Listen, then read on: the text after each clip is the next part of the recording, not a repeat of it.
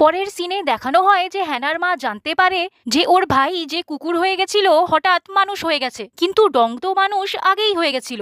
এর মানে হলো যে লি শুধুমাত্র হ্যানার স্মৃতিশক্তি মেটায়নি, ওর আশেপাশের লোকেদেরও মিটিয়েছে।